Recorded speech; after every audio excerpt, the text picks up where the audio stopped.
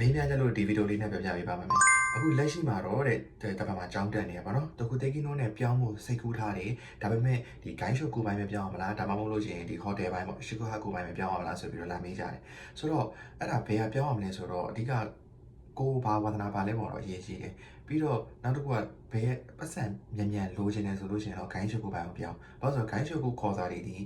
မရှိဘူးဆိုအနည်းဆုံး23သောင်းအထက်ကနေစပြီးတော့ခေါ်ရတယ်ပေါ့နော်ဒါတကူတေကီနိုလက်မှတ်ရှိတာတကူတည်းနဲ့အဲ့လောက်ခေါ်ရတယ်ဒီရှီကူဟာကူလို့ခေါ်တဲ့တကူတေကီနိုဟိုတယ်ပိုင်းကကြတော့အတွေ့အကြုံရှိရင်တောင်မှ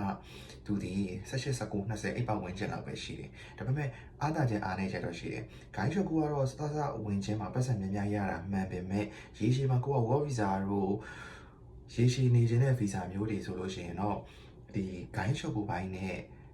စားတောက်ဆိုင်ပိုင်းနဲ့ work visa ပေးတဲ့ဟာတော်တော်လေးရှားတယ်။ဘာလို့လဲဆိုတော့ဒါ New Gan ကဒီစားတောက်ဆိုင် management လုပ်တဲ့လူဆိုလို့ရှိရင်တော့ဒါ work visa ရနိုင်ပေမဲ့အဲ့လိုမဟုတ်ဘဲနဲ့ဆက်ဝင်ချင်းမှာစားတောက်ဆိုင်ပိုင်းကိုပဲလုပ်နေပြီးတော့ရေရှည်မှာဒီ manager ဖြစ်ဖို့အတွက်ယာထားတဲ့သူတွေအတွက်ကို visa ချပေးတဲ့ဟာတော်တော်လေးရှားတယ်ပေါ့နော်။အဲ့ဒါပေမဲ့ hotel ဘိုင်းကကျတော့အဲ့လိုမဟုတ်ဘဲနဲ့အတွေ့အကြုံလည်းကိုယ့်ဘက်မှာရှိတယ်။နောက်ပြီးတော့လို့ရှိရင်ကိုလုပ်တဲ့ hotel ဒီလည်းကြီးတယ်။နောက်ကိုမှ English ကလည်းရတယ်။ဆိုလို့ရှိရင်တော့ဒီ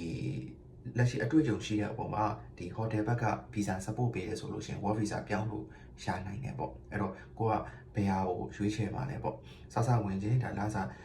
များနဲ့အိမ်ကိုပို့ပြီးတော့ခဏတစ်ဖြုတ်ပဲကျွန်မနေပြီးပြန်သွားမယ်ဆိုလို့ရှိရင်တော့ guide shop ကိုရွေးအဲ့လိုမဟုတ်ဘဲနဲ့ရေရှည်လဲနေခြင်းနဲ့ English စကားဂျပန်စကားသုံးပြီးတော့ work visa တို့နောက်ပိုင်းမှာ air ကျူတွေပါတွေအထီကိုယာထားတယ်ဆိုလို့ရှိရင်တော့ဒါ Shikohaku work visa ဘိုင်းကိုရွေးလို့တော့ကြံပေးခြင်းပါတယ်ဗျကျေးဇူးများတင်ပါတယ်